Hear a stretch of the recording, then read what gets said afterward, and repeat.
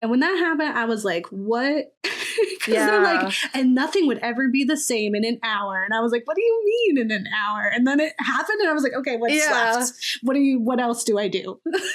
Yeah, I think I texted you like when I got to that part of the book, because at this time I was like reading it like 5 a.m. at the gym, and I was like, I wasn't ready. Yeah. I wasn't ready for this at 5 a.m. Yeah. She pulls no punches. Ouch.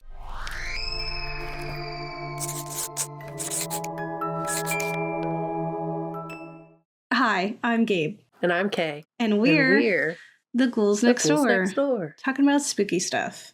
Yeah. New year, new spooky stuff. New year, new spooky stuff. We read books. Did you know they make scary books? You could read. You could listen and read. That counts. Yeah. Analyze. It's for everyone. Mm-hmm. Our first series of the new year, thank you for letting us take a wee little break, we're reviving our It Is Written series, where we talk about the lives and the work of our favorite horror writers. And this is just like, this series specifically, like these selected authors I've really, really enjoyed. So we had to reschedule this like 5 times because I take a long time to read. I got the ADHD brain, hard to read book, but we finally did it. We did it. And it's here. To be fair, I did assign you 2 books per them. Yeah. And I'm fine. It's funny doing this episode because where it's really fresh for you because you've just been assigned 2 books for each of these writers. I read a lot of their works over the past few years. And so some of it, I'm like, oh, I don't even remember that. I just remember I really liked it. And that's like the 2 different types of readers that there are. But this is very much like this one. Last time we covered some really amazing authors, and it was a mix of like our favorites and then some that we just felt like needed to get some attention. This one is like full on like, I love these writers. And whenever I get a chance to suggest or recommend a book, one of these books is coming out of my mouth. No, literally. I every time anyone's like, you read book? And I'm like, yes, reformatory. Please read this book. I also like sent a picture of their like other book to my mom. I was like, this book changed my life, maybe actually, and my entire trajectory of my future career. Maybe you should read it. No, it's amazing. I'm big geeking, very obsessed. With Tananarive Due. Yeah, so we are talking about Tananarive Due, who is a phenomenally talented horror writer. You may be familiar with her and seen her face in the horror documentary Horror Noir, talking about the history of Black horror and its impact on the horror genre overall. She teaches many classes. I'm subscribed to her newsletter. I would love to take one of her classes someday when I can afford them. And hopefully one day meet her. My copy of The Reformatory is happily signed for me, thanks to Kay, who saw her at a panel at Comic-Con. I was such a nerd. I bet if we ever do interview them, I'm gonna hope that she does not remember me, because like the level of unchill that I was pretty high and pretty embarrassing. But I noticed that like that happens if I just know someone's famous, it messes me up, and I'm like, hello. Because I sent you on assignment. I was like, there's another one too. Make sure. And I wasn't even like, I hadn't even read any of their books yet. So like I wasn't even geeking from that. It was like more like the fact we have talked about her from like Horror Noir, and like the panel she did like was really great. And I was like, it's amazing. And so I'm so glad that we can give her flowers. She's written many books, and I am still working on some of them. We are going to be covering just 2, which are the 2 that I've read so far and 2 that I love. So I am under no illusion that I will not love every single thing that she's ever written. I don't think she could do any wrong. I feel a really strong pull to do that. Ever since reading The Good House, which is one of her earlier books. But it's really funny because I love The Reformatory. It's definitely like one of my all-time favorite books, one of my few 5 stars that I have out there. But I really love The Good House as like a true blue like horror like story. I think it's such a genuine perfect horror story. Yeah. Reformatory just has so much other, it's like historical fiction horror. Yeah, it's so like it has, society scary. Yeah. And like The Good House is also a little bit that, like definitely that definitely also. that. But like there's like, it's definitely more like, oh, It's scary, horror. spooky. Yeah. Yeah. And so it's funny reading, like it definitely was placed into a high spot for me just because it's a specific type of horror that I enjoy. And not at all usurping the reformatory in its place, but was just also up there. And it's funny because then Kay, like the reformatory is still way, way, way up there. Yeah. I mean, The Good House was amazing. I really loved reading it. It's just like the reformatory hit so many notes. For me, it's like the history major time where I'm just like, this is on real stuff and I can trace it back and do the board with the string and just like be like, learn things. Yeah, it got me like really hype about that. And then like the fact, well, we'll talk about it, but like I just got like really excited about like the historical piece. And then also in reading this book, it's like you can see all the influences and it's like kind of the different perspectives between like her mom and then also her perspective and like what is in each novel. I thought that was like really cool. So I don't know, it was rad. Yeah. Next time we go to a panel, I may ask her to sign my book. Yeah. Yeah. Bring another one. Yeah. At the Good House. Yeah, I think we're also filming this on MLK Day, which is honestly really special given Tananarive Due's connection to him, like her family's connection and the work that they did with him. I was reading her newsletter, and she sent out about, you know, the impact of that and how heavy it hits for her family who were working with Dr. King. So it kind of feels like, you know, we're doing this for her. It worked out, all the different rescheduling, trying to get this piece together worked out just perfectly. So why don't we hop in and talk about Tananarive Due's work? So for this series, I will be talking about the books, doing some media or book literacy, literal literacy, to unpack some of the work and the themes that are in there. And then Kay is going to obviously talk more about the artists themselves and their work and that overall, like how their lives and their inspirations impact what they are creating. And so, like we said, we're going to be covering 2 books today. The first of which is The Good House, which came out in 2003. And it is one of the best haunted house stories I have ever read. And that is high praise from me as a haunted house, like top tier, like that is one of my favorite subgenres of horror to read about. I love a good haunted house. We've talked about this so many times. There's just something about like, because it's not the house, right? It's everything else around it. It's such an easy landscape to work with and put all kinds of societal, psychological, and emotional horrors into it. And familial trauma. Yeah. It's one of my favorite subgenres. Like I have a whole video about my favorite haunted house books because I read a lot of them. So please, if you have any ideas, recommend them. If I haven't read them, I really do want to. But Tananarive Due is brilliant when it comes to weaving traditional horror narratives with deeply impactful history, trauma, and triumph. The Good House is a terrifying and intriguing multi-generational haunted house story. It reads like the classic horror staples you may love, akin to King in both the savage approach to death, but also the insidious, far-reaching nature of evil infecting the very soil, which is my favorite thing. I hate like comparing her to King, but that's like what people most are thinking about. And I honestly, there was parts where I was reading, and she's definitely like harkening back to him and his work. Like in this book, she's definitely like King adjacent. So it's just like, if you want like a King level, like plus impactful work like of horror without all of the like shame and guilt that you might feel from reading a Stephen King, you should read. First of all, read Tananarive Due. Second of all, put The Good House up there at the top of your list. In The Good House, Angela returns to her grandmother's famous home named Good House, hoping it will save her failing marriage, heal the disconnection between herself and her teenage son, and help her find the answer to her future. She's like, what's next for me? Angela's grandmother was known as a healer, both as a pillar of this town while also being looked down upon for her ancestry and race. The types of healings that she did was not white people stuff. So it was like, you know, they're like, we don't play with that black magic. And black, they meant both ways. Despite her good intentions, the house harbors something far more sinister in store for Angela, her loved ones, in the town of Sacagawea. The first domino is the death of her son Corey in their basement during a 4th of July party. And when that happened, I was like, what? They're like, and nothing would ever be the same in an hour. And I was like, what do you mean in an hour? And then it happened and I was like, okay, what's left? What else do I do? Yeah, I think I texted you like when I got to that part of the book, because at this time I was like reading it like 5 a.m. at the gym, and I was like, I wasn't ready. I wasn't ready for this at 5 a.m.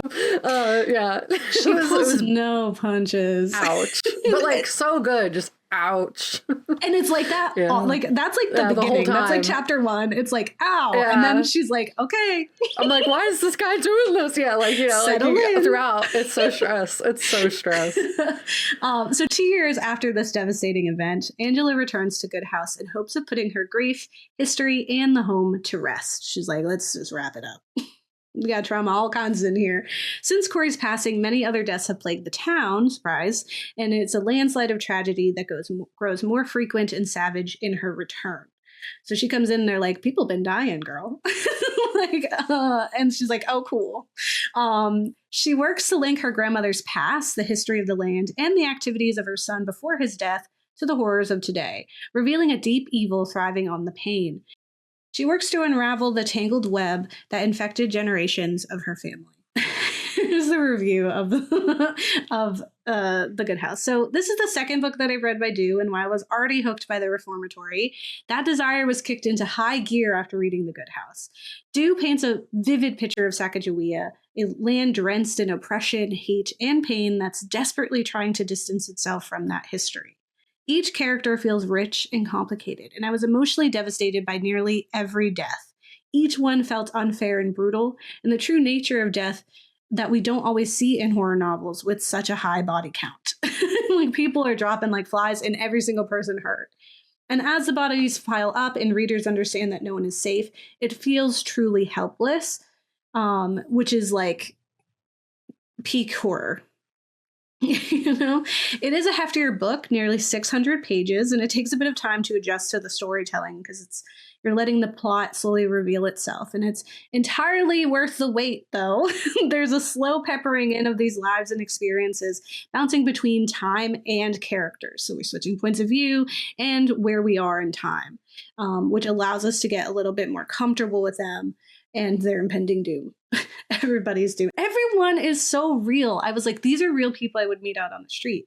And I feel for every single one of them. There's no like bad people. It's just people who do bad things.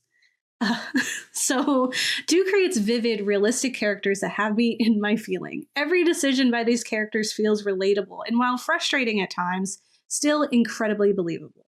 There is a heaviness that sits with me in the character of Tyreek, Angela's ex-husband, who, while deeply flawed, didn't deserve his fate. Like, that one hurt me a lot. Like, what he endures hurts so deeply when you remember the work that he's done to be better and to grow as a person and make do with the life that he's found himself in. Like, this is like the prime example of like, he's not evil. Like, he does terrible things even before before some of the influence, right? Like, there's a history of violence and him being unstable, but he's working to not be that anymore, and he's like trying his best, and so his downfall really hurt.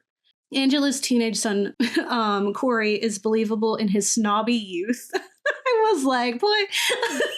He's learning to navigate his future, his feelings, his growing body, and the complicated relationship with his parents, and seeing them as like people, right? Like, not just like as these like untouchable beings like you do like when you're a teenager, right? They all of a sudden are flawed beings. He's also complicating his feelings on whether or not they should be together and how he's supposed to interact with them, who he's supposed to be. Also his upbringing of being like, you know, coming from a well-to-do area and then going to other areas and having to perform a very specific version of Blackness. Like, there's so much depth to this boy, and you learn about that after knowing he's dead. And so it hurts even worse. So, showing much of his life through the eyes of his mother and those around him, we're forced to form his image with scraps at first. And just like a teenager, it's just like a teenager to be terribly misunderstood, right? Like at first, that's the only things we know about Corey is like the complicated relationship he had with his parents. His truth, which is later revealed through his own experience, hurts even more knowing how he ends up. Like we learn this, we know he's going to die, and we know why he did all the things that he did, and it hurts. Everything hurts. Angela herself is a complicated woman, both fleeing to and from her past. She holds firmly onto the strength and notoriety of her grandmother while ignoring and suppressing the reality of her mother, which is like a key point of the issues that are happening in this house. She acknowledges and delights in her grandmother's superstition and power while also dismissing their truth. Like she's like, oh, it was so quaint and cute that she was that powerful, and I respect her for that power, but I also don't believe in it. Like I believe she was taking advantage of people, you know? Even the side characters who we meet in passing or on the worst day of their lives are vivid and emotional. The worst day of their lives. 100%. No one is painted in one shade. No one is evil or good. They simply are. This is the strength of Due's The Good House. Even amidst the supernatural and magical horrors of this world, there is loud and unapologetic truth in each person affected. It's a truly gripping horror novel, and if you've ever read a Stephen King, I promise you'll love this even more. Again, without any of the guilt that you might feel from reading a King, where you're like, why did I do that to myself? You don't have to. There are all alternatives. This coming from someone who's read an absurd amount of King. Yeah. Too many. So I'm just going to pivot to Tananarive for forever. So I think we should read everything they've ever written. I feel very strongly about that. It was like me when I read Octavia Butler. I was like, everything we've ever read. Now I feel that for all the authors that we've covered. That we're going to cover. Yes. Awesome. So next up, I want to talk about the Reformatory. This is one that I'm sure, Kay, you're going to be talking about a lot, as well as like Tananarive's life and such. But the Reformatory is just so incredibly connected. And it's a different beast altogether, like we were saying. Still a brilliant horror, but it's also like historical and realistic and supernatural. Like it's giving Toni Morrison. If you love magical realism, which I do, and I also love Toni Morrison. So, so the Reformatory is from 2023. So 20 years after The Good House, she made this amazing piece. So the Reformatory is a heartbreaking, gripping horror novel where the only thing more terrifying than the horrors on the page are the real ones that inspired it. The Reformatory is a historical fiction novel with speculative fiction woven within.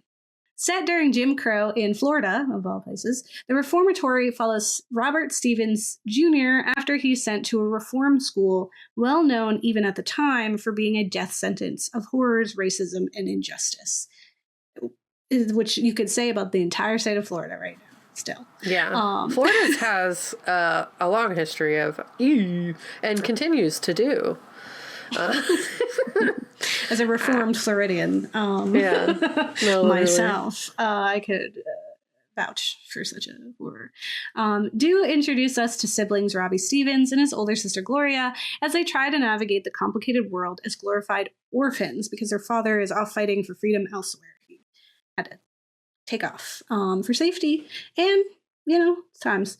After trying to defend his sister's honor, 12-year-old Robbie is sent to the Gracetown School for Boys. He is met with the horrors of both the living and the dead. This crooked, corrupt system delights in the abuse and harm of these wayward boys, and Robbie gets dropped into the middle of two worlds because Robbie can see haints, or ghosts, and finds himself overwhelmed by the presence of them in this place, rich in pain and suffering. Which is very strategic. Him seeing ghosts. I see dead people. I did post this in our If You Like the Sinners, I highly recommend the Reformatory. You want to learn more about haints? You got it. And The Good House, too, I would also recommend because it deals with certain magics and family and history. He finds friendship with Blue and Redbone, who help him navigate the paths of this new world while trying to stomach the reality behind the hates, right? Like what happened to them. He's seeing the after effects of their death and torment. That's a lot to handle while presently being in torment and horror. So it's a lot for a little boy. Also, like, he's 12 years old. That's yeah, a lot. He's a baby. General, plus. And he's just sweet. He's so sweet. Yeah. And even if he wasn't, like, you know, even if it was like Corey being like a little shit, like, it's this hard stuff out here. Like, Tananarive Due knows how to write little boys who are like, you're like, my heart, like, you poor thing. And Gloria too, because we have Robbie's story, but we also switch over to Gloria's side of the story as well. And she fights like hell on the outside to save her brother, doing everything she can to save him from the tragic fate he seems destined for. The system is set up for that. And she is trying so hard to fight against this, is all on her own. Genuinely all on her own. After the death of her mother, Due received word that her uncle, Robert Stevens, was most likely buried on the grounds of a real-life nightmare, the Dozier School for Boys, instead of Graceland.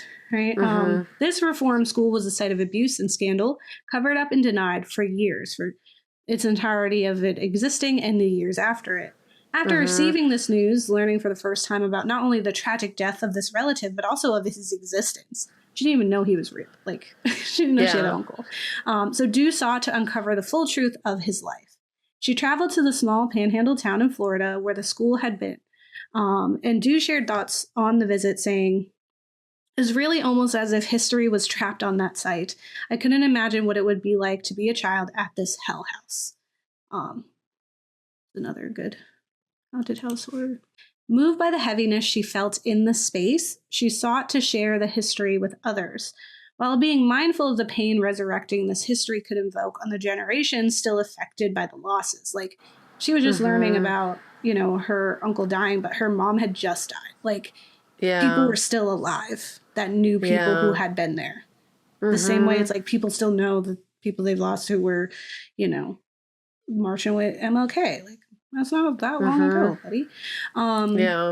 Due spent 7 long years navigating the history of the school, uncovering her uncle's experiences, and crafting a narrative for her fictional Robert Stevens to find retribution.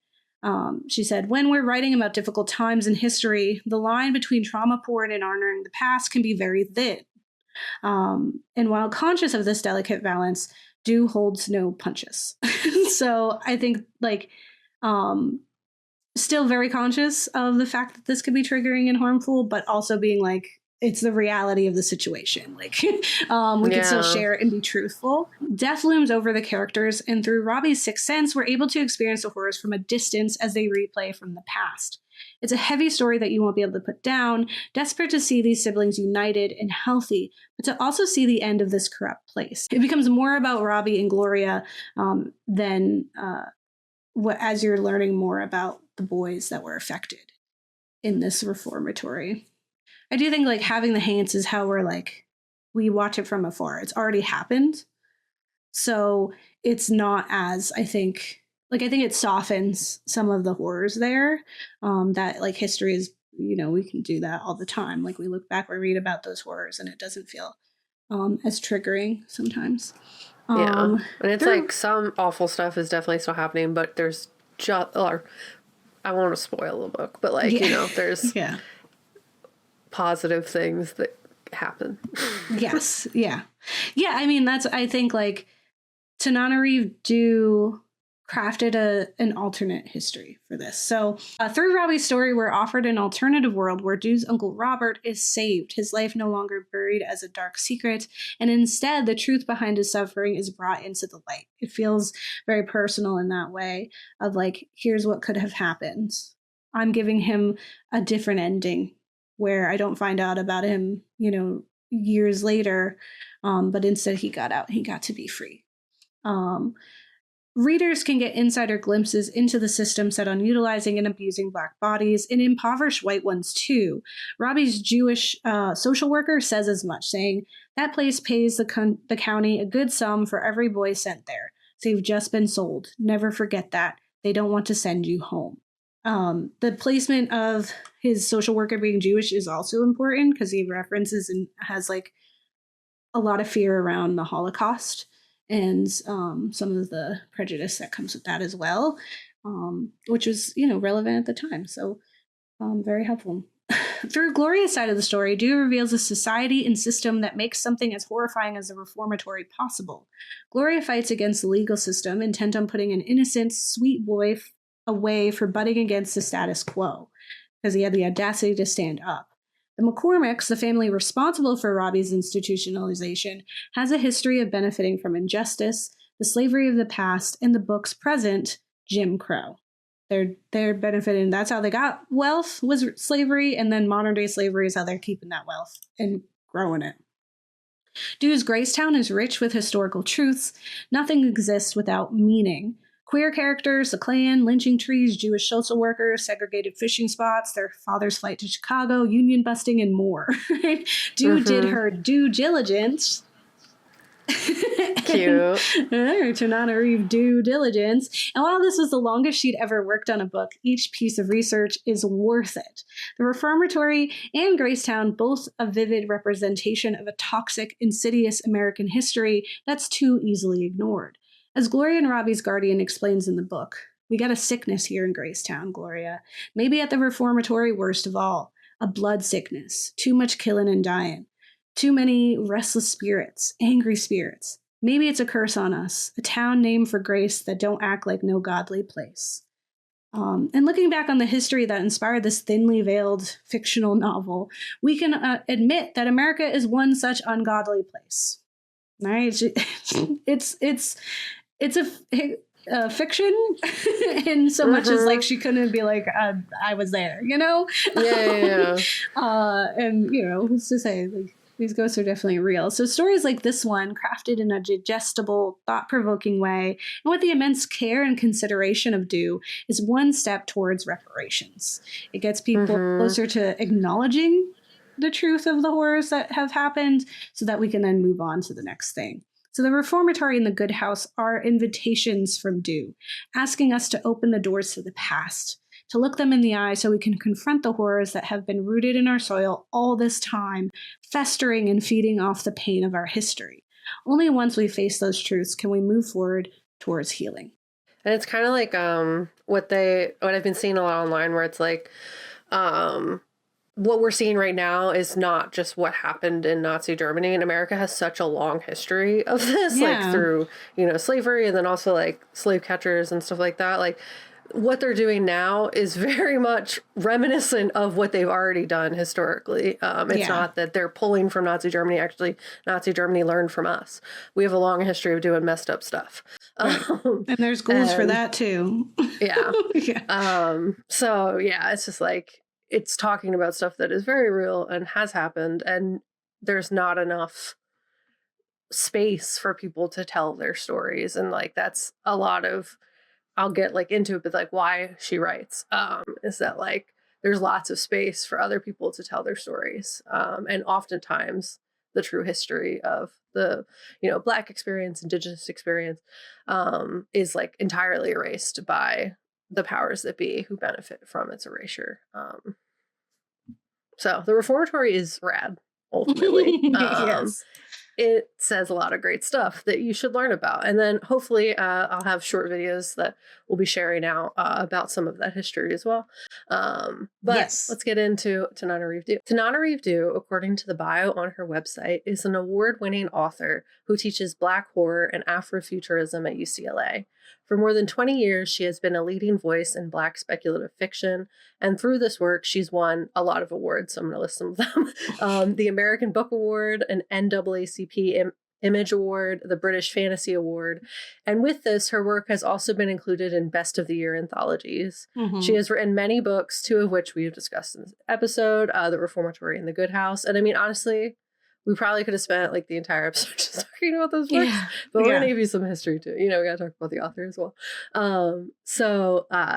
But she's also written The Wishing Pool and Other Stories, Ghost Summer Stories, and My Soul to Keep, as well as The Between. The Reformatory has won many awards as well, including the Los Angeles Times Book Prize, the Chautauqua Prize, the Bram Stoker Award, Shirley Jackson Award, World Fantasy Award, and a New York Times Notable Book Award.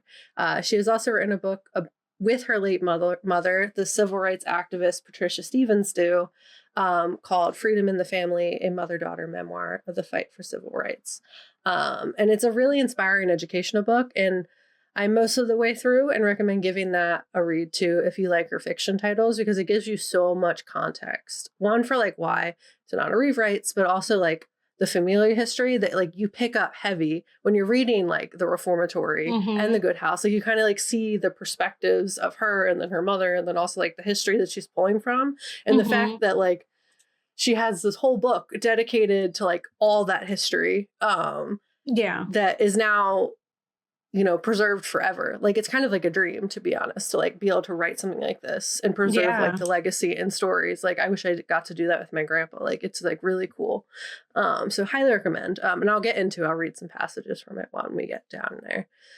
Some additional background on Tananarive Due is she was an executive producer on Horror Noir, A History of Black Horror, which was created on Shudder. And I believe we've mentioned it before on our show because it does what we've always wanted to do and showcases the impact of horror in all it is able to say compared to other genres. It's just an amazing film. So Tananarive and her husband as well, Stephen Barnes, collaborate. They wrote A Small Town for Season 2 of Jordan Peele's The Twilight Zone on Paramount Plus, and 2 segments of the Shudder anthology Horror Noir. They also co-wrote their Black horror graphic novel, The Keeper, illustrated by Marco Finnegan, and they have a podcast like we do, which is very fun. She and her husband co-host a podcast together called Life Writing, Write for Your Life. So just living like a dope life all around. So I'm going to get a little bit into their lore, life and legacy. Tananarive Due was born on January 5th, 1966 in Tallahassee, Florida.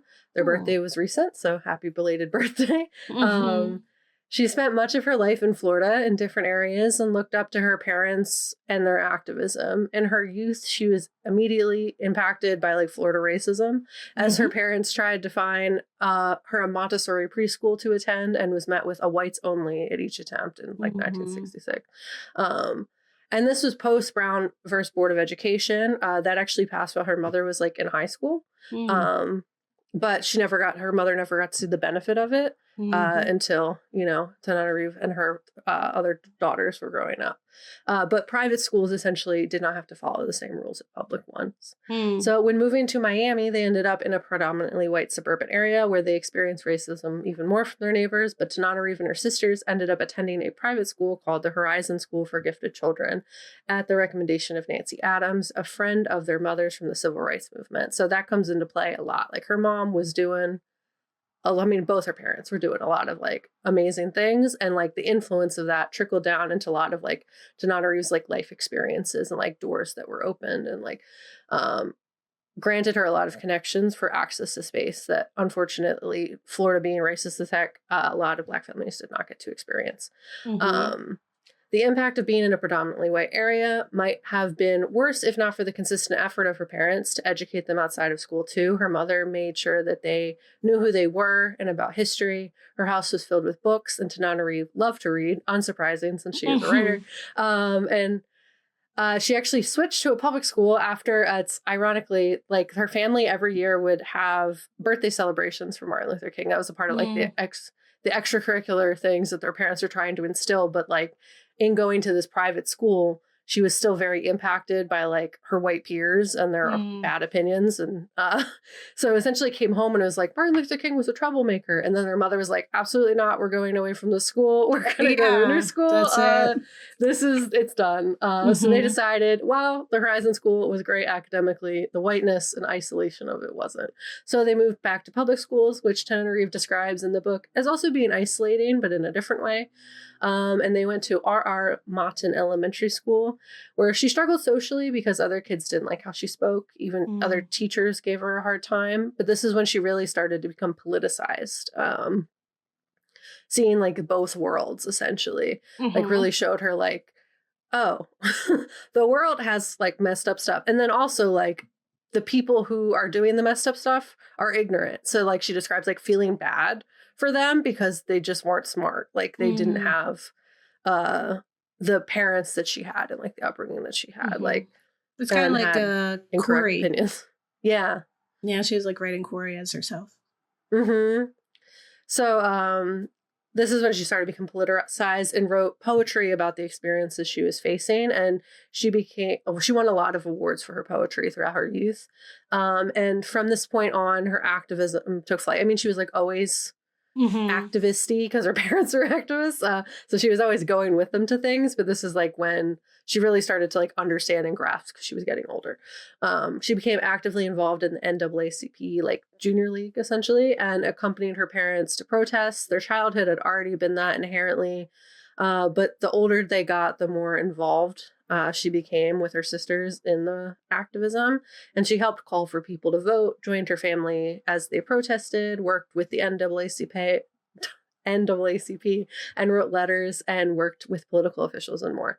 She also became a journalist for a period of time, as well as many other things, before she went back to do the teaching. So let's unpack a bit about her parents as well. The legacy of Tananarive Due and her family is impactful to say the least, as both of her parents were civil rights activists.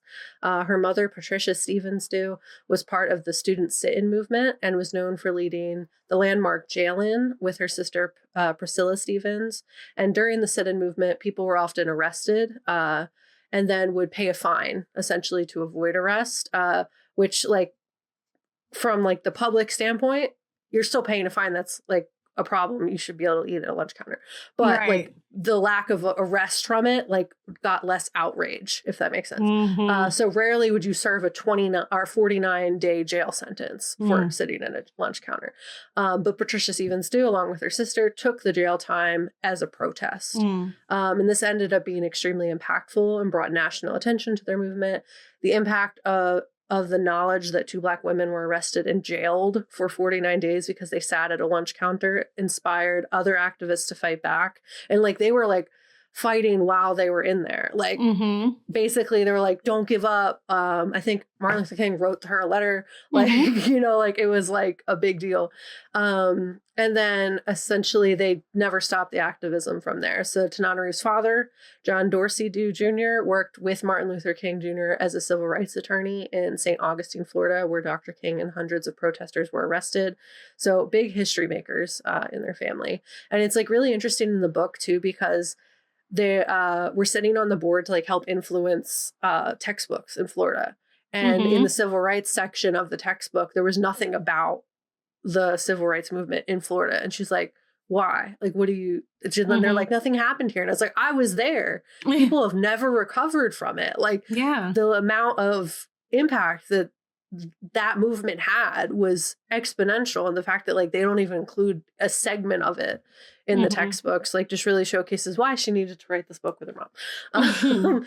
So I'll read a little bit from the book, Freedom in the Family, in hopes that it will inspire you to pick it up and give it a read.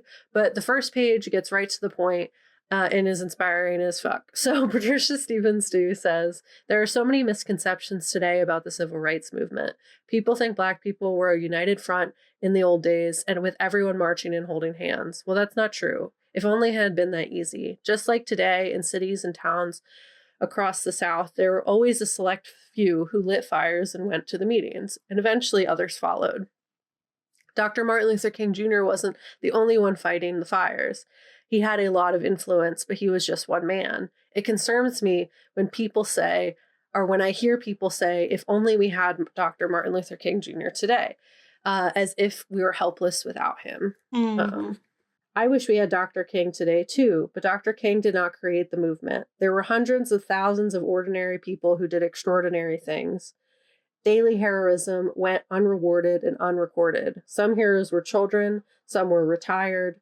They were maids, ministers, students, teachers, and housewives. And they suffered. Their families suffered. Their jobs suffered. I know people who've never recovered from the movement. I know people today who cannot bring themselves to talk about what happened to them during that era. I know people who have spent time in mental institutions. I know people who committed suicide. I know people who died, and they were all ordinary people.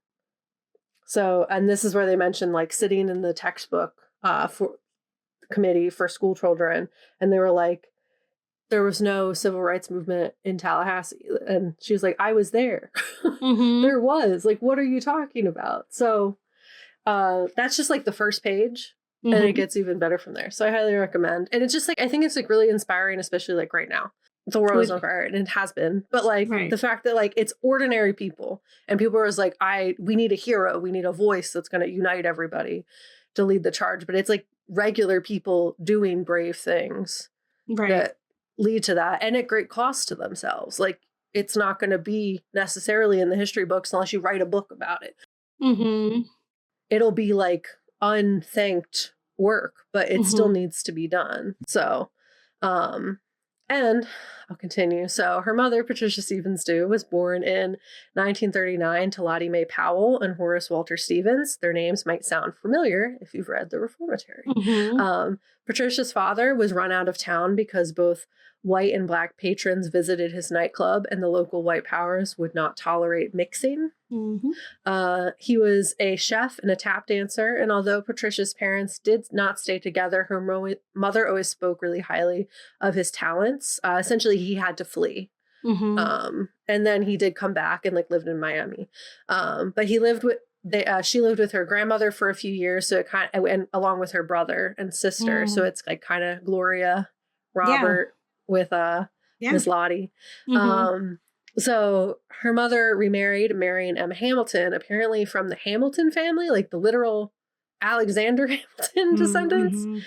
And she shares stories of their childhood dealing in the segregated South.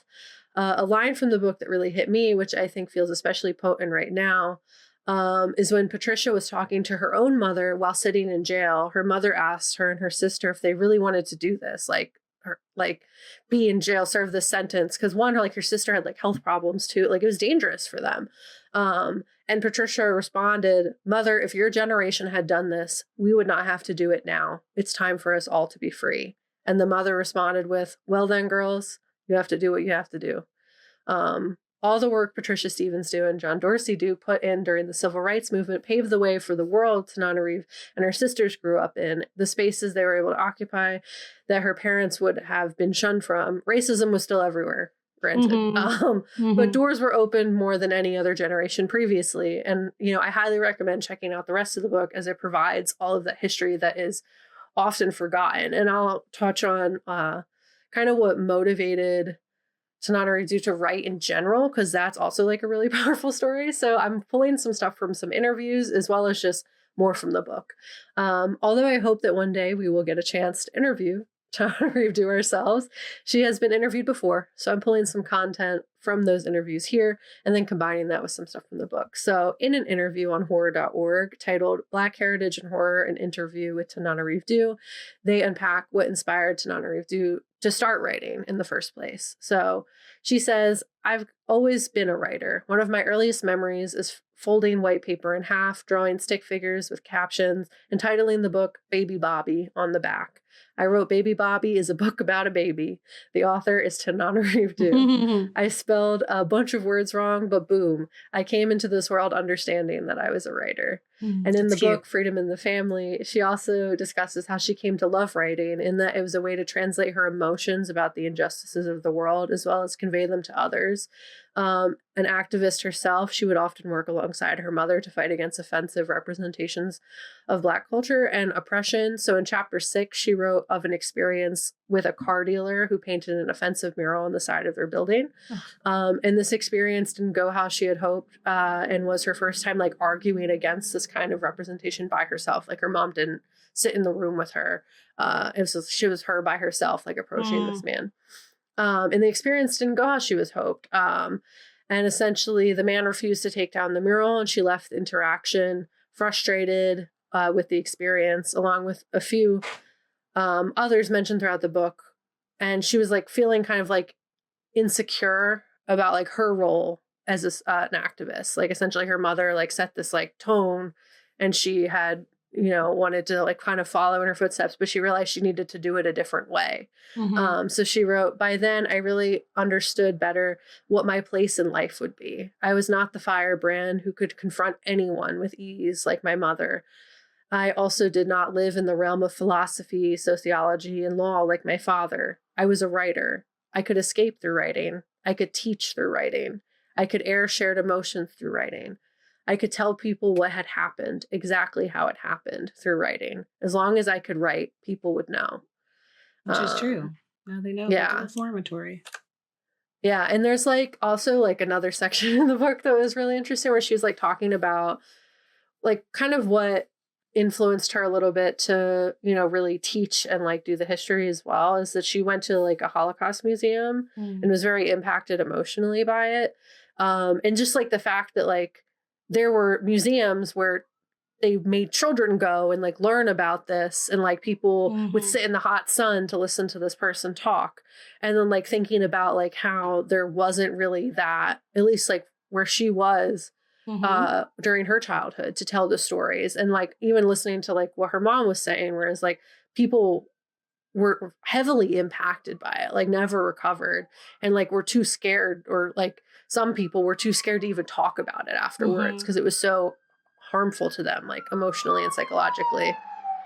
So like her choosing to like write is her own like way of like preserving legacy and telling stories that previously usually aren't told. And the fact that like she wrote this book with her mom is another example of that. But like in her teaching and like all the books that she's writing, like people who would be more willing to pick up a book that's like a horror novel will learn so much from something like The Reformatory, because then it's like, oh, this is about real stuff. Even The Good House, like there was so much like truth and history in that as well. Like, so it's like kind of a really powerful outlet to both do fiction, but then also she's like teaching and doing like it makes it digestible. So it's like, yeah, and like what a superpower that is. Especially like as someone who also struggles to say words out loud and is like pretty good at write but very bad at say. I was just like, whoa, you're so right. We could write books. And that could be the thing. And it still does really good. You make something digestible for someone in the language that you're able to speak best. And I like thought that was really powerful. So in another interview question, they ask, what was it about the horror genre that drew you to it? It's relevant because we're a horror podcast. So I figured to throw this one in here. Due says, my late mother, Patricia Stevens Due, was a civil rights activist who suffered trauma at the hands of police when she was an activist in the 1960s. She was also the first horror fan in my life, which I considered directly related. So many people who have suffered trauma are drawn to horror, and my mother was no exception. She was always watching horror movies, including old Universal classics like The Wolf Man, Dracula, and The Mole People. She also gave me my first Stephen King novel, The Shining, when I was 16. So King helped me understand that horror could be literary, not just cinematic. And although I hid it for myself for a long time, that was the kind of writing I wanted to do.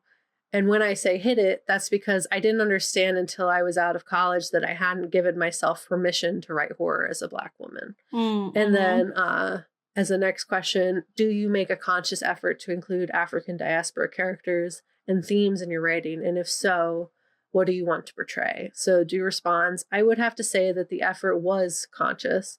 I got my MA in English literature from the University of Leeds in England. And as an international student myself, that was the first time I found myself surrounded by African students from Ghana, Nigeria, and South Africa. I have to admit that there were times I felt like an outcast in Black circles at home, since I was called Oreo in elementary school, and it truly felt like a homecoming to me. I also specialized in Nigerian literature, and I was so inspired by the works of Wole Soyinka and Chinua Achebe and other writers that I do believe I carried a bit of that experience back with me. In my first novel, The Between, Dee Dee's mother is Ghanaian, and My Soul to Keep centers on Ethiopian immortals. Between my grad school experience and my first name from Madagascar, I've always felt a sense of the diasporic kinship. I have no patience for diaspora wars. And the final question that we'll cover is, what has writing horror taught you about the world and yourself? Which Due responds, the biggest thing I've learned is that I find the real world much more frightening than anything I can write about in my books, which is so true. I can't watch or listen to true crime stories because I'm so appalled by human evil. So writing horror has taught me how to compartmentalize the things I find the most scary into into bite-sized pieces that can help me with my reader and my readers get our emotional bearings and keep going on. So a lot of like, kind of like what we've talked about, Gabe, where it's like, it's really a catharsis. It's like a way to process really heavy things in an environment that is safe, because it's not like, it's real, but it's not real. So you can play with that and like the emotion, get your footing, as she's saying, the emotional bearings. Yeah. So It that also you know how to validates it. move. Yeah. So yeah, that was, there's a lot more to the interview too. It was like really interesting questions. She lists some of her favorite authors and other things. So I recommend checking out the full interview on horror.org to hear more from her motivations on writing horror. But ultimately, she's so cool. She is very cool. And her mom was really cool. And her dad was really cool. It kind of makes me think of Mary Shelley. And the fact that her mother was one of the first, like, you know, written feminist, you know, activists, Mary Wollstonecraft. And so, like, I think that really influenced just, well, obviously the way that her brain worked, but also, like, the themes that she unpacked in her work, Mary Shelley. So I think it's like a similar kind of trajectory of coming from, like, an activist, passionate family, and then inspiring that into fictional work. And it's like, you know, we can easily dismiss horror. I think it does often get dismissed as kind of like this like silly genre, right? It's like, oh, spooky, or I don't do that because it's too scary for me. And like, I totally get it, like protect your peace for sure. But dismissing it is like a flaw, right? Of our system, because it is such a powerful tool. And like you were saying, it's a way for us to identify with each other and to reveal things that were otherwise hidden from us because of a fear, right? And instead we can face it, we can learn from it, we can acknowledge it, and we can figure out what to do next, right? We can find that catharsis, we can find an ending. And like this, like the Reformatory specifically, like she wrote a world in which her uncle lives, like spoilers, right? But she wrote a world, she was like, what if like we got out on the other side? What if we stopped this horror from happening? What if we what if the haints that are undoubtedly on that land were seen and acknowledged? Because they're definitely there. There's so many boys who lost their lives in a variety of ways in that land, and the land around, and just in the world.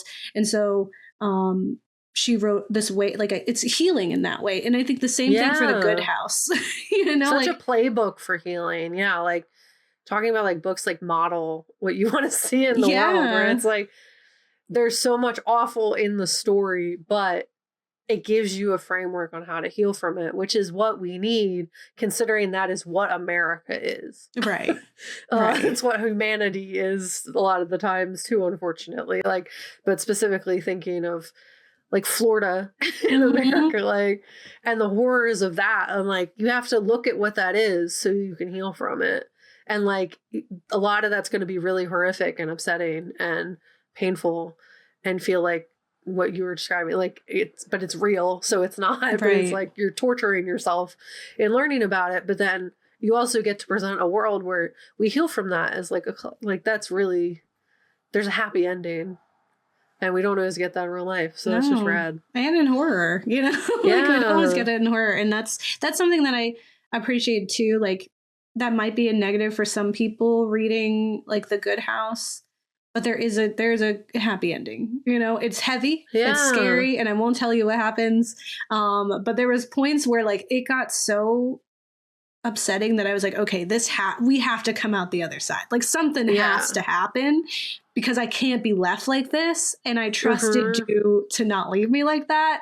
And she delivered, you know? And I think like she said, like, we're not re-traumatizing or traumatizing for the first time our readers in these experiences. But we are like kind of holding their hand and walking through it. And I think there's like she is just so wonderfully talented at weaving some of those heavier topics and doing it so delicately and entertaining too. Like it's just vivid, it's beautiful, and it's so horrifying.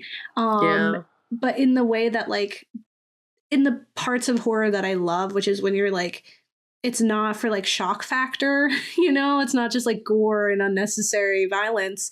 It's like heavy pain that we have to like work through, and you're like fighting through, and you can't put the books down because you're like, I gotta know what's happening next. Like that's like the true testament to a good book. And like when I find that in any type of book, it's not just horror, like there are even some like contemporary romances where I'm like, I gotta know what's happening to these two people who are in love, you know? When I am so compelled to be like, I gotta, like, I'm losing sleep, you know? I'm like, you know, I've finished my chores, but I'm just standing in the middle of my kitchen listening to this audiobook, you know, like those kinds of things are, you know, a way to really understand the power of a good writer. And so I hope that like in this series and like in the ones before, that you do take a minute to check out these books. If you have not read these authors before, if you have not experienced Tananarive Due outside of like horror noir, then I really highly recommend picking up one of her books. She's got a wide range of kinds of books too. So like if you're not into the Stephen King haunted house, if you're not into historical fiction, like she said, she's got like her the Immortals, the Ethiopian Immortals, and My Soul to Keep. Like she's got it. She's got something that you're gonna like, I promise. And again, it's on my infinite TBR. But I do hope you listen. And you know, be sure to check out Kay's videos about the history of the reformatory. And you can always check out, I have a secondary page, Basuda Book Babe, which also talks about at length the books that I am infatuated with. Yeah, you definitely should, because Gabe has great taste in book. Every book that they've ever told me to read, I've been like, wow, 10 out of 10. I my life is better from experiencing the book that was recommended to me.